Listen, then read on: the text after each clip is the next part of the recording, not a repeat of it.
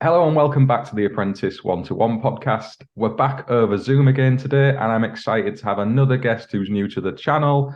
This is Chris from Proteus EV. So, how are you this morning? Yeah, I'm very well, Mark. How about yourself? I'm good, cheers. I've just rushed off site. Matthew's busy changing a distribution board, and I've left him in the thick of it to come back and do a recording with you. And I'm excited to talk about the EV market in particular, because that's your background, isn't it, at the minute at Proteus?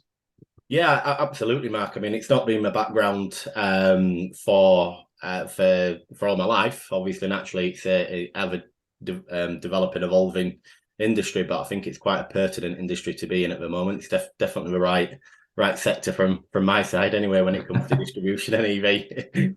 Yeah, I mean, it certainly looked that way when I visited you guys down at the Proteus industrial unit where you make up a lot of this EV gear. I was amazed to see the volume you're doing, to be honest. So, have you seen a big growth in that of late, I imagine? Yeah, as you can appreciate, just the whole sector in itself really has seen exponential growth. But most certainly from a distribution point, I appreciate prior to this you did a podcast with Kieran anyway, sort of an overview of sort of Proteus, sort of who we are and where we came from and where we are to date. But most certainly when it comes to the distribution side of it, been extremely fortunate in respect of pertinent industry, very, very busy industry. And whilst there was some extreme negatives to come out of the COVID-19, some positives for Proteus, British manufacturer, quick turnaround, a lot of sort of goods at our disposal in terms of multi case circuit breakers, ACBs, plenty of steel. So whilst it's been, busy few years since sort of 2019 to date, it's been crazy times really, and I think that's just sort of having that manufacturing facility in the heart of sort of the UK, with Telford. Yeah, I mean, exactly. That was the takeaway I got from that visit is that you did have such a lot of the supply chain under your own control, essentially. And obviously, we're all a bit stuck when semiconductors come into play. There's still a worldwide and global shortage of that. I'm still waiting on my EV vans to turn up 15 months later after ordering them. So this is something that's not going away really quick. But it was good to see that, you kind of responded and reacted to that, and you did have the levels of stock in there to support industry at the end of the day and keep on going. And I guess you picked up a lot of business off the back of that, filling the gaps where maybe some other manufacturers dropped the ball a little bit. Absolutely, yeah. Not to And mention any names. no, no, we won't go down that road. But before we dig into the EV aspect side of things, because I do want to ask you about RCDs and pen fault and stuff and all that good stuff. But what's your background, in the electrical industry? Have you always worked in a similar sort of role, or have you been involved in other areas of the game? No, so quite a little bit different for myself, really, Mark, and I'm sure it has been for others, to be honest. By all means, I'm an electrician by trade, nor do we ever sort of try and pretend to be. So sort of the knowledge that I've picked up to date, most certainly from the electrical, the RCD, the pen side of it, and the distribution, it has fundamentally been sort of through sort of internal development and growth within Proteus. Sort of year to date, I've been here since will have been 2019, so just coming up to 4 years throughout sort of my period at Proteus. I've done just over a year. It will have been January 22 that I recently got promoted to the projects and EV specification manager. So whilst we're here to talk about the particular EV side of a business, there's also another side of sort of my armory, which is the project. So that's working with larger mechanical and electrical contractors, sort of seeing projects through from main incomers, anything up to 2,500 amp switchboards, right through to sub distribution boards, DBs, and then single phase consumer units, and to a degree, wiring accessories as well. Whilst that's not actually my armory in terms of brand, we also offer that as part of the in-house facilities, which Kieran's previously touched on as well. So like I say, we're here to talk about the EV side, but also prior to that 4 years at Proteus. Out of the industry a little bit, but still electrical. A couple of years at a company called Sensio Lighting, and that was a business development manager, account manager for domestic lighting, for kitchens and bathrooms in particular.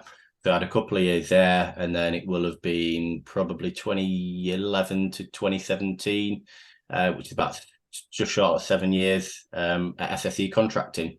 or Oh wow. SSE Enterprise, as it got rebranded. And now the name always eludes me. It's either Envivo or Envio, however you pronounce it. Yeah, exactly.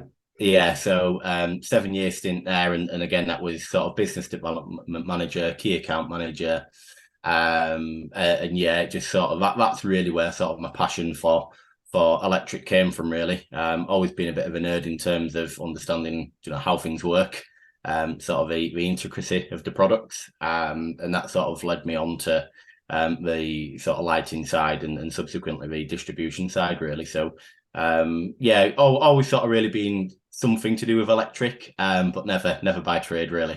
So you've always kind of had that sales role, I guess is the best way of describing it. You're customer facing of those brands as you are now. I guess if somebody's picking up the phone and saying, Chris, I need a big distribution board for an EV system across 200 sites, you're the person that's going to be dealing with that.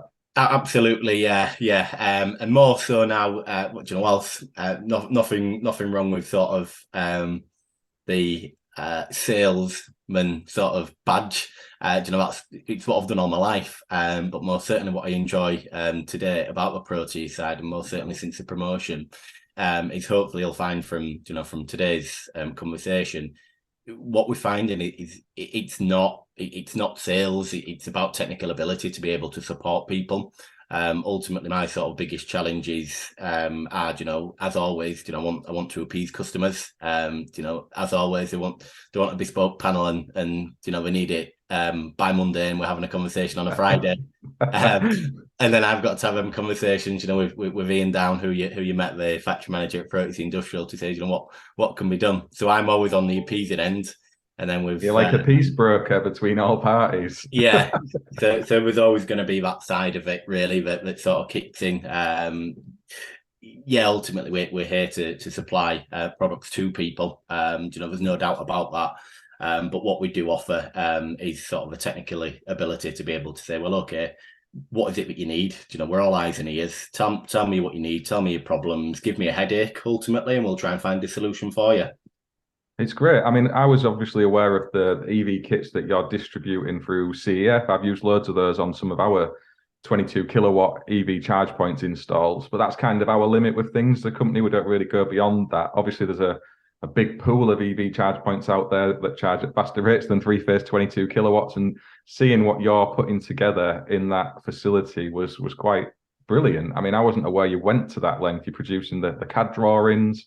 You're having it physically built and tested at various stages as well. I mean, that was a real takeaway. I got the quality control aspect, because we've had issues with suppliers of different brands where products have turned up and certain devices haven't been wired up correctly in the kit as it arrives. So it's really reassuring to see that that's going on in the Proteus facility. And it must give you confidence working in sales that the stuff you're passing out on site is going to keep people happy.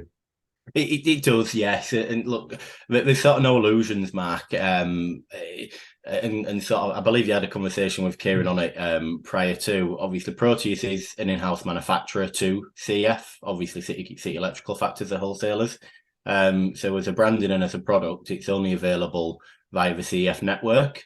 And it's sort of no secret, really. We've had the problems in the past where perhaps people have said, Proteus isn't a leading brand. It's not the people to go to. It's we're not big brands. We're not Schneiders. We're not Hagers. We haven't got that big corporate sort of backing as manufacturers, really. So I think in the past, because it's only been available via sort of a limited network, then we've sort of been one of their sort of best secrets, best kept secrets, really.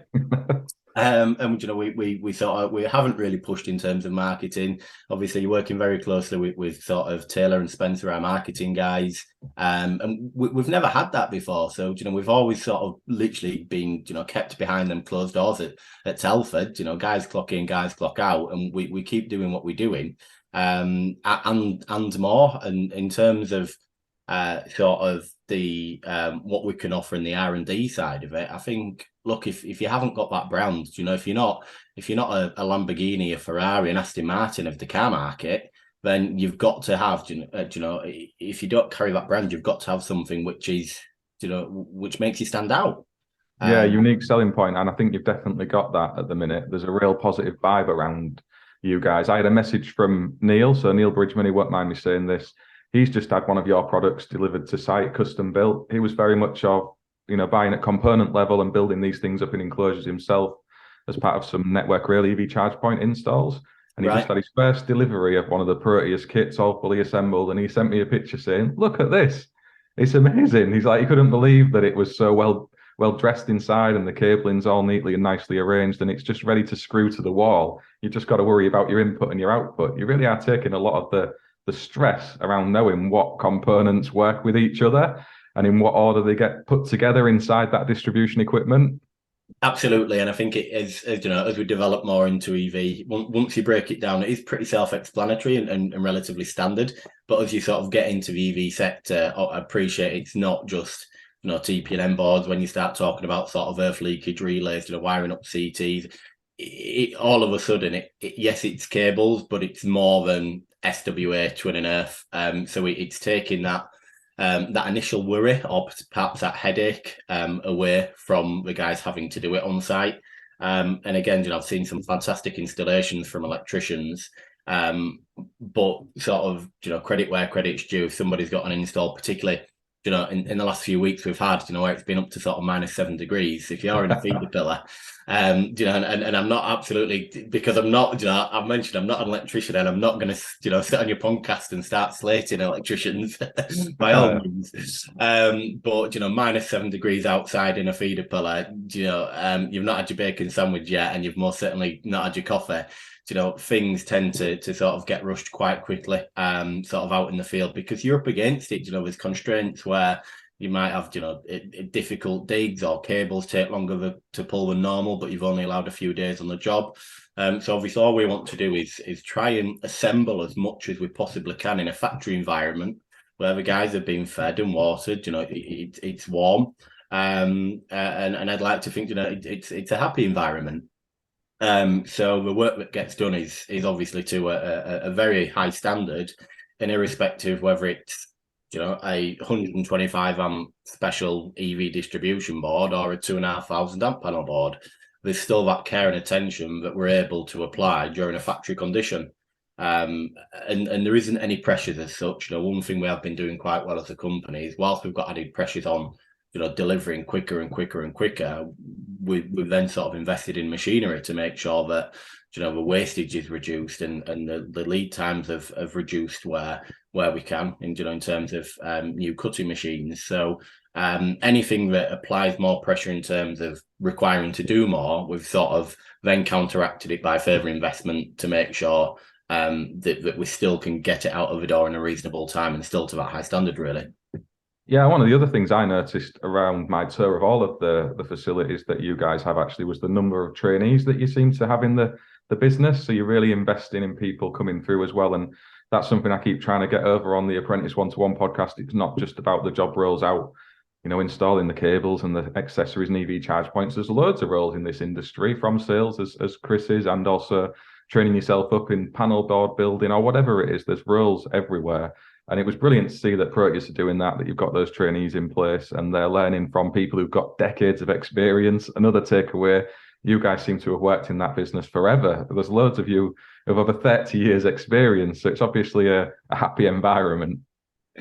Yeah, absolutely. I'm not sure if I've got 30 years in me in terms of years left, but most certainly if I'm still breathing, then perhaps we're if we're not long retired, then we might be having this conversation in 30 years. But yeah, whilst it's not sort of branded as a family-run business, it's very much sort of running in that manner. When I sort of joined the company in 2019, it was very similar response to you, Mark, when you visited the factory.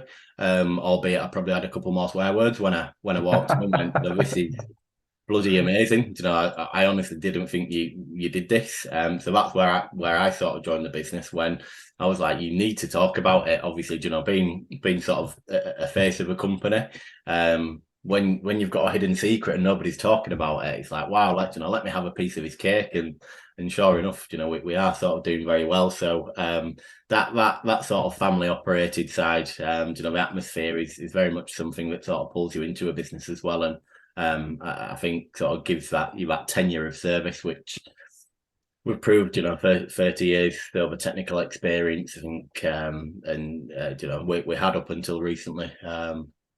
Gentleman retired on the shop floor on the switchboard Pro 2000 range. Some 20 odd years there as well. It's mind boggling, really. It is, and the family business vibe is definitely the best way to describe it. It really does come across walking around that's exactly what it is. But one of the things that really helps us as electricians, and I've had loads of chats with people on various podcasts about some of the EV products that are out there and understanding exactly what they do and don't do. I sometimes wish they'd just, not bother with pen fault protection inside them or the RCDs, because some of the marketing will tell you it does one thing, but when you dig into it at a technical level, it tells you something else. Yeah. So having someone like you guys to, work with who's going to understand all of these different brands, is a good thing. Yeah, and ultimately that's where sort of most of my time lies, to be honest, Mark. It's we're not we don't brand ourselves as consultants by all means. At the end of the day, the t-shirt that I wear, it says Proteus. But alongside that, depending on how you're feeding that equipment would depend on what equipment you're feeding and subsequently what you need. So you find yourself sort of pulled between pillars and posts. When people say to me, well, you know quite a bit about chargers. Well, if I don't know about the chargers, what do we need to protect it, really? So yeah, I think you touched on there. In particular, at the moment, there is quite a lot of we'll call it misleading information when it comes to marketing of chargers. Not in a malicious way, by all means. I just think it's a lack of understanding. You've got tend to have a couple of departments when it comes to trying to get a product out there. You've got your technical from your sort of R&D, your research and development, and then a marketing that makes it want to look amazing. So the two tend to have a conversation together in businesses, and what tends to be the outcome is sort of slightly skewed and a little bit different to what was discussed.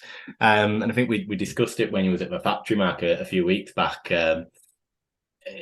One of the main things we are finding at the moment is a buzzword around RCDs, and the buzzword tends to be Type B RCDs. And the amount of Type B RCD I have seen applied to literature of chargers, where it says incorporates Type B RCD, I can guarantee sort of 99% of the times it's not going to be an actual Type B RCD in there. What they've had the conversation and sort of misunderstood that it's got the DC, but with 6 milliamp DC leakage from the Type A side, and that starts to cause problems when you look at sort of upstream, where to position your RCDs. One thing we call is upstream and downstream. So as sort of a general rule of thumb, as I sort of explained before, we sort of go into why it's causing problems on the literature side, is from an RCD point of view, clearly telling people how to suck eggs. On this podcast, you've got your AC, which your old school just does your old sort of 8 milliamp AC. You've got Type A, which covers off your AC, but also the pulsating 6 milliamp DC. And it's the A we're really looking at for EV charging. Your B, which is everything that your A is. So it does your 30 milliamp AC, your 6 milliamp DC, and then what we call smooth DC. So that's something that's quite unique to EV charging. Something we're sort of seeing a little bit less now on domestic charging. I think at one point Tesla spec'd that you needed a Type B RCD protection, but I believe that started to get phased out now, and you can just sort of back that with a Type A. But again, please look at data sheets when you're installing chargers. I make you right on that one. Yeah, don't say Chris sat on a podcast and said, yeah, it's fine. Always look at the data sheets. Type S is obviously time delayed, and then Type F, which we really don't have anything to do with from the EV, is just your frequency. The variable speed motors, like I say, not something I'm going to pretend to know too much about, really. So on the Type Bs, if we're putting it on sort of data sheets of chargers, Why is it becoming a problem? Because how we position them RCDs in the installation is critical. So if you have a type A, we'll keep it simple. We'll have a single phase consumer unit at home.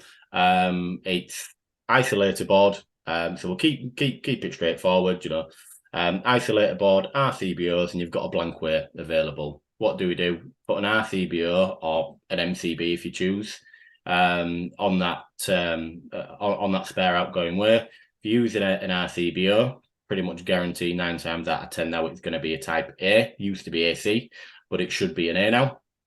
You feed your charger, and if that charger, particular brand on your data sheet, it says it's fed via a type B RCD, or it's got internal protection for a type B, then there's a way that you've got to position these RCDs, and actually having a type A, what we call upstream in the consumer unit, with a type B downstream, it's actually the incorrect way of installing it, because the type B is a superior RCD than the type A, because it's got more features and benefits with a smooth DC. And what that will actually allow is for an element of milliamp DC current to go through. And it can what's called DC blinding, and it can actually blind the type A RCBO, at the consumer unit. Bearing in mind that RCBO has currently only got one job at the moment, and that's 30 milliamp life protection. If all of a sudden we negate that 30 milliamp life protection, it just becomes an MCB. And if you're touching that cable and you've not got that 30 milliamp protection, then it's not going to end well. So where we position these RCDs, if for whatever reason you need a type B, then a type B will always be upstream. And then downstream from that type B, you can have an A or you can have a B as well. But you can never have it the other way around. So if you have an A upstream, you can have an A downstream, but you can't have a B downstream. So it works a bit like a pyramid, really. And again, this is sort of literature that we can share with you, Mark. I appreciate it. Sometimes it gets a little bit sort of complicated, most certainly when you talk about it, and you're not scribbling things out to people. It gets quite sort of a little bit confusing, really. So we've got information we can share on that, to be displayed. But the best way to describe it, I see, is like a pyramid chart.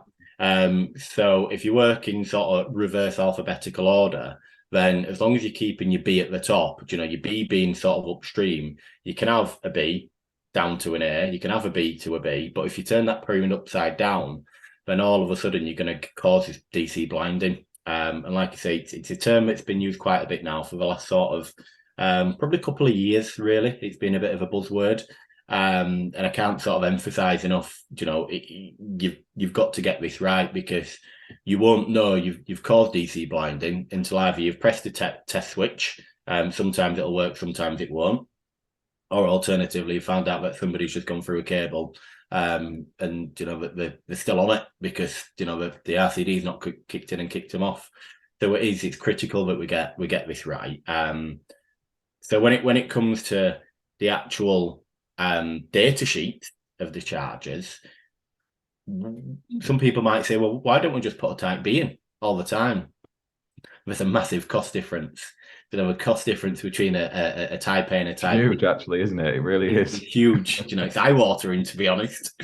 Again, I had the conversation with somebody just yesterday, and if he listens to the podcast, which I'm sure he does, he'll know exactly who it is. But I had a conversation just yesterday, and the words cannot be repeated on the cost of a 300 milliamp type B RCD. It had 3 zeros in it. It was eye-watering. So if all of a sudden you're picking up a charger which is either being spec'd by the client or you're purchasing it because it seems good value at the time, then if it's stating that it's got a type B in there, then all of a sudden, from an installation point of view, if you're deeming you need RCD protection on your cable, then you're now going to be stumped into purchasing an RCD which is, depending on make and manufacturer, anything from 4 times to 6, 8 times the cost of a normal RCD, really. I know, and the setup you describe, like you can blind if you've got an old split load board, for example, with other circuits hanging on it, you can blind that RCD and lose the earth leakage, not just from the EV circuit, but from all of those other ones. And as you've said, if you've used twin and earth cable to run through a domestic premises out to the charge point, you're going to need RCD protection on that for the earth leakage aspect in regards to the charge points. If you're saturating it and it's not going to work, you really do need to think about it. You've made a great point there. And I know lots of these domestic level charge points now seem to have, is it RDDC they're called, where it looks for that 6 milliamp DC leakage and it'll shut itself down if it starts to happen. Yeah. And in that, most chargers now tend to be because again, depending on the age of the installer, you get sort of young apprentices coming in. They expect to see quite familiar with working with circuit boards and PCBs. You take it back to a guy that's been doing it for 40 years, and you show them where they used to a physical RCD with a test button, and you're going, there's an RCD in this circuit board. Where's the test button? How do I test it? From my point of view, I'm going to be biased when it comes to switchgear, but it's always nice to have a mechanical switch back at source where you can test. Well, that's working. I think the regs kind of dictate that to us anyway. If we're going to have compliance with BS 7671, you need a facility to be able to test an RCD, and it also needs to be mechanical in the way it operates. I think this is a crossover of product standards and British standards, I guess, where the EV manufacturers, like you say, I don't think it's malicious. They've tried to react and respond to industry and give us the stuff in the product to make installing them easier at the end of the day. But the fact that two things don't match up gives us a problem as installers, because we're now responsible for that certificate of compliance to the customer. So we've got to cover that off and use guys like yourself to help us out. And again, we'll help where we can, but we've always got to bear in mind, it's your name as an installer that's on the test sheet. We'll always be as helpful as much as possible and give guidance and advice. But fundamentally, we're just here as a sort of an extra set of ears, really. Sometimes when you look at a job too much, it's nice to put a fresh set of eyes on it. And so most certainly for myself and as a company, that's what we're here as individuals, is to be able to sort of bounce off one another, throw some ideas about, and I guess that's sort of what has led us into the bespoke side of the building, really, because it's side of the domestic, RCBOs, RCDs in an enclosure or fed from a consumer unit. There's a lot more happening behind the scenes when it comes to a free phase, and there's a hell of a lot more information and products that get thrown into them. Them units, whether it be fibre optic shunt trips for petrol stations, it's amazing. I saw one while I was there actually that had a tilt sensor in it, and you had some contactors laid up and clever wiring arrangement that had shut the power off if one of them had been bumped, I guess. I'd never seen that before. I thought that was incredible. I mean, for me, a lot of the control and switch gear is best remote from the charge point. It seems silly that you have to open up a pillar or a post to reset an RCD that might be inside it or whatever. It's much better to have it somewhere else, in my opinion. So it makes a lot of sense to be going down those roads than banging as much stuff as we can in these chargers. Yeah, it gives you, I guess it gives you a point of origin, a point of source, doesn't it? For any fault finding, for any testing, if for whatever reason more than one unit's been wiped out, is it the unit next door to it, or is it the charger that's 25 meters down? To be able to open up, a sort of a feeder pillar, and go tripped. Yeah, let's investigate from here. That's most certainly my preferred method. Obviously going to say about working for a switchgear manufacturer, but it's that ability to be able to incorporate everything, what's required. You touched briefly on the open protection as well. Prior, again, similar, that sort of story came about with the need for open. Fundamentally, we've got a very close working relationship with the guys at Matty. The actual open equipment that we incorporate within our boards, it's not a Proteus equipment. It's the Matty unit. The Matty that's got a standalone patent on it. So we're now in partnership with them. We have been for quite a number of years, to be honest. Kieran, that you met a few weeks back, did I think it was the voltage optimization units we did with Matty before we got into the loss of neutral or the open device. And so we've had a relationship prior to that, but more certainly when we sort of delved into the EV market, they're the guys that we wanted to be talking with, and the guys that we've thankfully partnered up with, really. Because what that enables us to do is sort of build our switch gear. So bearing in mind anything from 1 amp to 2,500 amp, we can now look to incorporate that open technology within the actual distribution board. And that means that sort of anything that's installed first and foremost from Matty is what they call the ARD unit, which is the automatic resetting unit, which I think is now the second generation unit. Obviously, the first one, it tripped when you had a pen fault, and then you went and switched it back on like an MCB. Then we found out, as an industry and as a country, there's a lot of instances where we're frequently getting loss of neutrals or diverted circulated neutrals currents. So going back and flicking a switch, every 2 weeks, if it's recurring fault, isn't the best solution. So we opted to sort of work with Matty on the automatic reset units. And that's purely because, they've got quite an extensive range. I look every other week on the Matty website, and it just more and more, and then they've got surge in, and then they've put a different ampage in. So their range is massively extensive. All 100 amp units, but depends on which chargers you're installing. And the guys at Matty there, Matt and Richard, had been asked on multiple occasions. When you're starting to install a lot of chargers that need the loss of neutral incorporated, whether it's because it's not a TT system or because they've got simultaneous touch issues with metal clad buildings or lampposts, whatever it may be, the amount of conversations them guys were getting, or the amount of questions them guys were getting asked on, right, well, I've just built a feeder pillar on side. I built it 2 weeks ago in this -7 temperature that I alluded to earlier. They had a TPN board, and then ended up, installing 3 or 4 or 5 different Matty units because they had, a half a dozen 22 kilowatts and say a couple of dozen 7.2s. So you had a panel board or a DB, and then because you're limited on the Matty side with the standalone enclosures, you found sort of it got very labor intense and quite expensive, to be honest. These units, it's not, they're not cheap. So once you start buying, 5 or 6 of them, it soon adds up. So we took an opportunity there to work with Matty and say, right, well, we know what we can do with the equipment in terms of we can a standard run parallel, so side by side open devices, and instantly that gives you a couple of 100 amps. But also we're a panel builder, and our forte is panel building. So why don't we just take your equipment and for what's the better term, throw it in or mash it into an existing board? When people look at these boards and say, wow, these are complicated.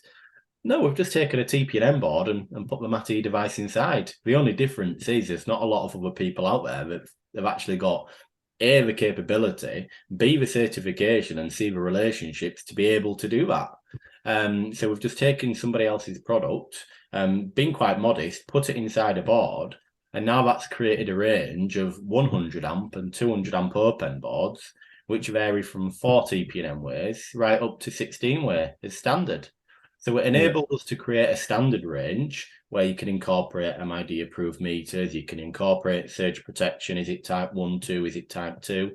You've still got that flexibility of standard products and off-the-shelf products, whether it be procured via CEF but supplied from our factory, or whether it be procured from a local branch or CF online. They've got quite excessive stock now on them units. So a click of a button to be able to say, do you know what?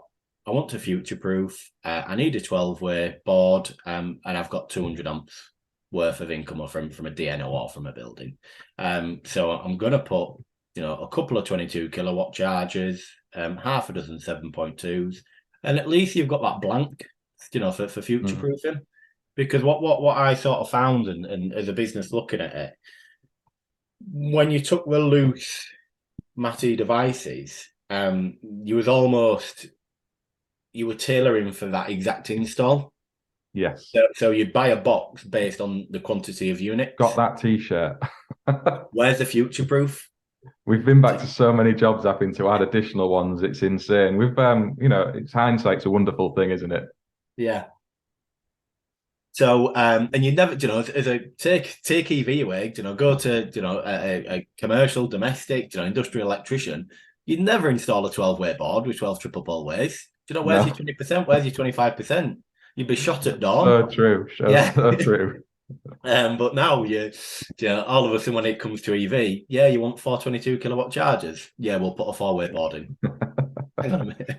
So yeah, it's what I call true future proofing, really, and it has worked for so many occasions.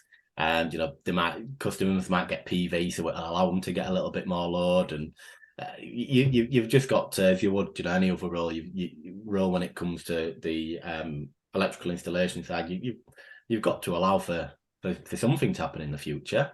And you hear of so many DC chargers coming out now, 30 kilowatt DC chargers, which are subsequently, and I don't think it's any coincidence. It's ingenious in my eyes. Some of the 30 kilowatt DC chargers on the market, or soon to be on the market, can run off a 63 amp breaker. So you can have a true DC charger on a B-type board on an MCB. So depending on how your fleet's looking, one thing we don't talk about a lot is, how the cars charge. We talk about big chargers, 22 kilowatt chargers, when in reality, there's probably a couple of cars out there that I'm aware of that can take 22 kilowatt. Porsches do it, don't they? I think. Yeah. But there's not many beyond that. Porsche Taycan, so obviously £100,000 cars, and everybody talks, wow, Porsche Taycan. Alternative I love to mention as well is a Renault Zoe. Oh, okay, the Renaults do it. Yeah, complete opposite ends of the spectrum. So you go from somebody pulls up in a £100,000 car, somebody that pulls up in 30 odd grand Renault Zoe, and equally they can charge just as quick. So obviously from my knowledge, them two particular cars, it'll charge at 22 kilowatt. Why? Because it's all down to the inverter in the car. So if you look at, we'll go down to Polestars and Teslas. They'll only charge 11 kilowatt. So plug it into a 22 kilowatt, providing that load's available, then it'll charge at 11 kilowatt. You then go down to sort of your what we'll deem as normal EVs, the sort of not so much the entry levels, but the ones which are just appeasing to the everyday market, I guess. They'll charge at 7.2 kilowatt. Seen chargers, being installed for BMW 330Es, and they'll charge off a plug top at 3 kilowatt. So we've had directors, can I have a 22 kilowatt charger? And it charges at 3 kilowatt. So obviously the charging characteristics is all down to the size of the inverter in the actual vehicle. So very misleading as an industry. And I think, the industry doesn't particularly spend a lot of time creating awareness on how these cars actually charge. But when it comes to DC, then you've got DC to DC, so there is no limitations as such. The technical boffins will jump on and say you've got to condition your battery so it won't, a 30 kilowatt DC charger won't charge at 30 kilowatt, and I get that. But if you plug DC to DC, it's a rapid charge. It's a bit easier, isn't it? Yeah, so there and thereabouts in my terminology. So yeah, going back to the future proofing when it comes to the switch gear, obviously we've produced them boards so that you can take out that C40 breaker and replace it with a C63, and then you've got from a 22 kilowatt AC, which has been charging somebody's car at 7 kilowatts because that's all it's capable of, can now charge it there and thereabouts 30 kilowatt DC. So you're reducing the costs for the consumer in the future from a simple modification rather than a whole rip out and start again. And it's taking it back to sort of English money of day-to-day electricians, commercial, domestic, industrial, where you can take a breaker out and put a breaker in just as you get a new machinery. Something upgrades you. It's what we've done for years, but from an EV industry, we've sort of struggled to try and relay that across into an EV industry, really. So that's our sort of reason behind why we've incorporated the open, most certainly into the standard boards. And then quite clearly, you alluded to the rapids, Mark, earlier. Not everybody's installing sort of 50 kilowatt DC rapid chargers. I think the largest we've done to date is probably 300 kilowatt. So that standard 200 amp open board, no, it's not going to work. No, Without any severe load management. that's exactly right. Yeah. So that sort of leads us on to the sort of bespoke side of the business, and the bespoke, custom, whatever words you want to use. I don't like them too much because it makes it sound expensive. When somebody says special, when in reality, what I always like to reiterate to people is whether it's a 6-way TPN board, whether it's an 800 amp panel board, whether it's a special, it's all built in Telford. It's all built from the steel that we've got. It's all built from our components. So when we start to turn TPN boards upside down because the income is at the top and the outgoes at the bottom for a feeder pillar, oh no, I don't want to do that. It's special. No, it's the same board. It's just turned upside down. So it'll cost you the same, but it just won't be available on a shelf as an upside down TPN board. So obviously being sort of customer focused, the specials, bespoke, custom, it's all got a price tag. But it's not really relayed back into sort of the distribution boards themselves. So we do build customs, we do build specials, but by all means, because we're not the biggest switchgear brand in the industry, we've got to have an appealing price tag as well. So it's just making sure that we're realist, and it's still got to be an offering which has got to be competitive with. Okay, Chris, I'll do it myself on site. I'll buy that board. I'll buy that trunking. I'll do this. I'll buy them components. We've got to make sure, taking into consideration the cost of materials, the cost of labour, that we're still providing you a saving. Because if we're not saving you a saving, what's the point in doing it? So we got into the sort of the pre-builds with EV really on the open, purely because people liked what we did on the 200 amps, but they wanted to go bigger. A lot of car garages out there, particularly with the metal clad buildings, with that simultaneous touch, TT just wasn't an option. I don't know what it is at the moment, but the more you spend on a charger, as in the DC Rapids, the less it's got inside them. Really? Yeah, that's how it works. You buy a domestic charger, it seems to have all the bells and whistles. You buy a 60 grand DC charger and it needs RCD protection. It needs an element of load management. It needs loss of neutral or TT in. So when it comes to the larger chargers, 50 kilowatt, 75 kilowatt, right up to 300 kilowatts, then again, look at your data sheets, because there's a lot of brands out there. And a lot of different specifications. But fundamentally what we see is the larger chargers tend to be TT'd, so they'll have an earth spike in the ground, or they'll have the loss of neutral, the open technology. So all that we've done again is taking the MATI unit.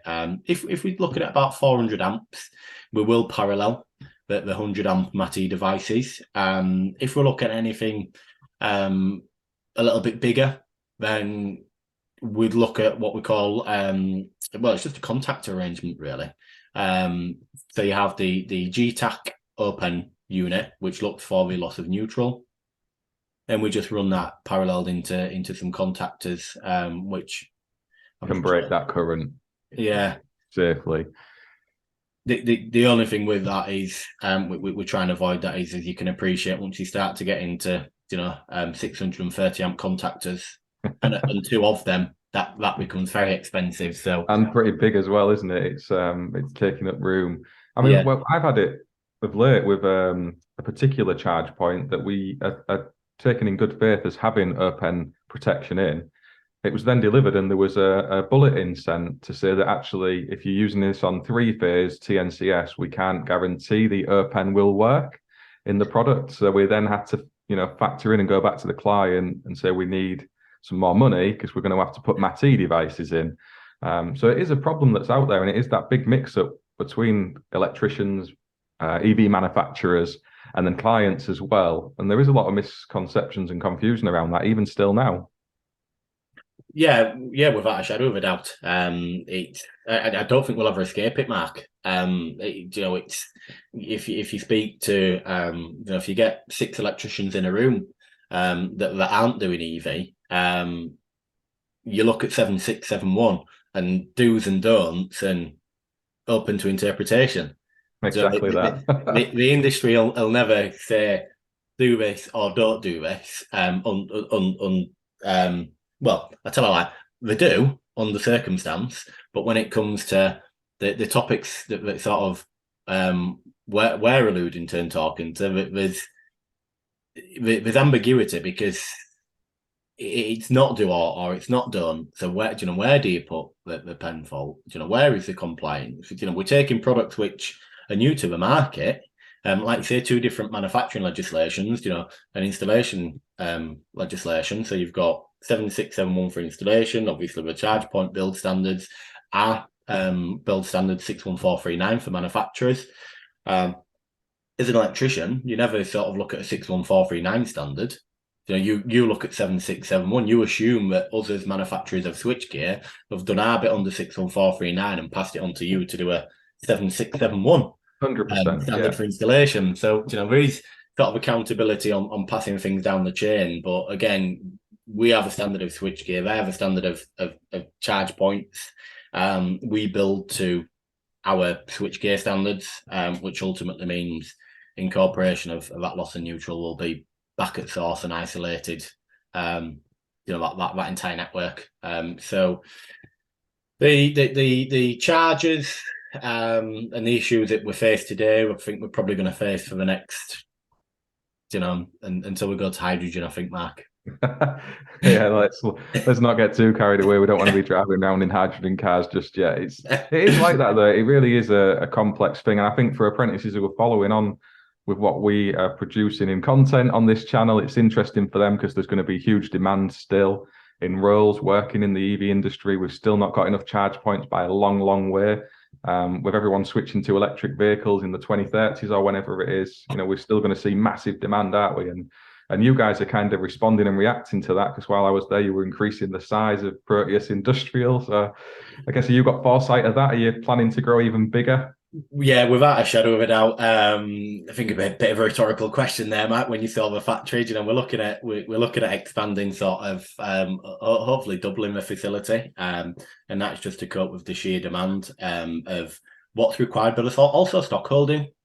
I'm quite happy and confident, to sit on this meeting here and say, if you look at stock holding, back in sort of pre-COVID, we literally had a warehouse full of boards on the shelf.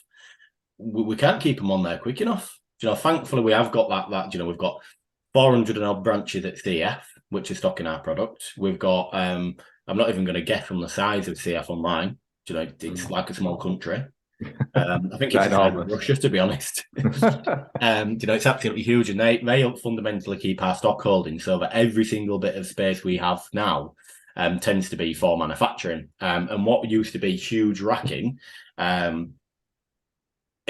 now been taken up by production space. So as you've seen, we've just expanded and expanding, but that is used purely for storage now. So we've listened to electricians. We've got the CF online. We've got the stores, but also appreciate that even that's not enough. So we need to consider the stock holding as well.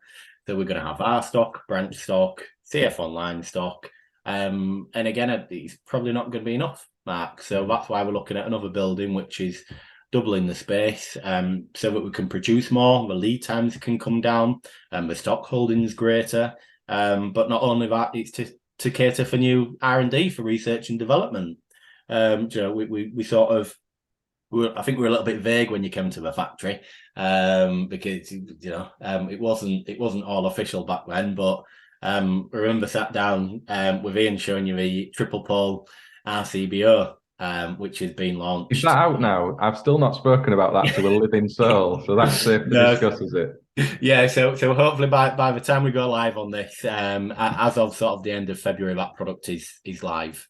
So what that will be is a triple pole RCBO, varying from 6 amp up to 63 amp. It's going to be free modular. So it can sit in any board, Proteus board that's been installed after 1992. Again, because one thing we've not done is change the footprint. We understand how much it frustrates people when you go and get, you go to add a circuit to a board and you realise it's an obsolete board and an obsolete breaker. So then you break a replacement then goes to either eBay to get a breaker or a brand new consumer unit or DB. So we've not changed the footprints in 1992, and subsequently it's the same footprint on the triple pole RCBO. Why is it so important to us? Because it's been produced primarily for EV, but it will be used in other markets. And that's because whilst it's free modular, it's fourth pole, switches are neutral. Which is exactly what we need. It's a brilliant solution to a long-standing problem. And again, misleading information out there on the market. The amount of conversations I have with people. We could go on all day, Mark, but the amount of conversations we have with people where they say, "Yep, I've installed a triple pole RCBO." Right? Is it switching to neutral? Yeah, it's an RCBO. No, it's switching L1, L2, L3. There is ones on the market, obviously, brands unnamed, where you have a bolt-on unit, which I can't tell you the name because it'll mean you know the brand. But also another brand which has a bolt-on unit which creates a fourth modular. So the fourth pole is switched with a fourth modular, which means that you end up taking 1 1/3 ways for a triple pole circuit. So all we want to be able to offer is a retrofit to existing installs. Should there be a need for it, as long as it's a Proteus board. And most importantly, we want to negate the need of work on site. MCBs into RCDs into chargers, RCBO. Yeah, you're reducing the points of failure as well, aren't you? All along that chain, different terminations been made all along for the varying devices. And space as well. There's a lot of three-phase commercial plant rooms that aren't set out to take this extra new equipment. Is the reality we all see. So the fact it's a single product that can go into some existing equipment, I think that's brilliant. So that's another need for the space as well, because I think we know how well the triple pole RCBO is going to be. So I think we need somewhere to put that as well. So whilst we're looking to expand for additional room to manufacture, we're also taking more and more production. If we looked back, we didn't have the Mati units back when, so we need somewhere else. So our SKUs are just getting bigger and bigger and bigger.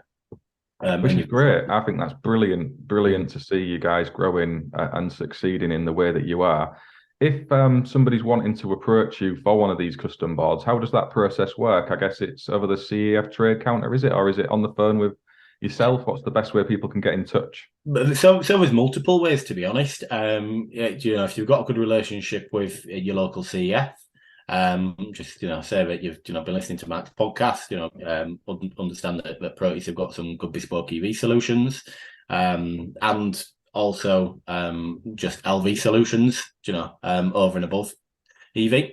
They'll either put you in contact with a local sales development manager within Proteus.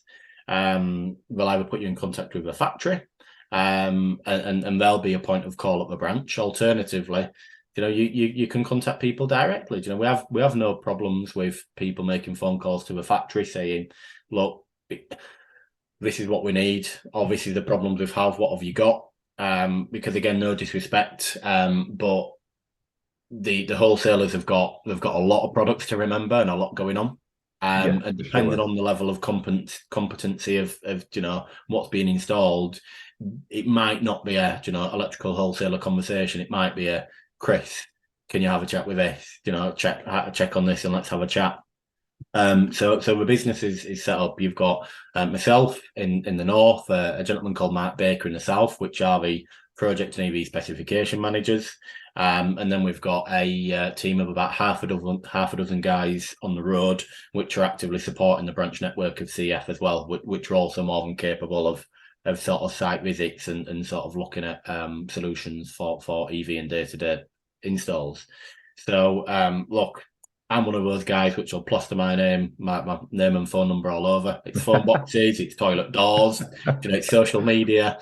Give me a call. And I'm more than happy to help. And subsequently, put you in contact with, or give you the right solution. And then sort of we'll filter that through a local CF there.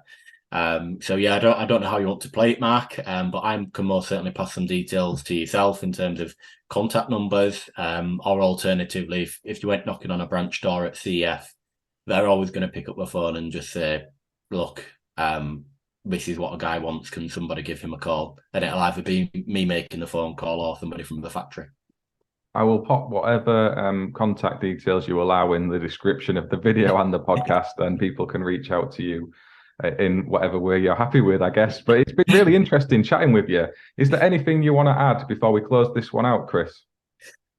Not really, Matt. I mean, we could go on all day, I think, but we could. I would happily sit and talk about the electrical industry forever if I could get away with it. But what is your job fundamentally, Matt? So yeah, it is. I can't get away from it sometimes as much as I might try. But it's been a really, really interesting chat. I think we've covered a lot of ground. There's some value in there for apprentices and hopefully their bosses as well, who maybe weren't aware of some of the stuff Proteus are doing and the products that you've got offered to market.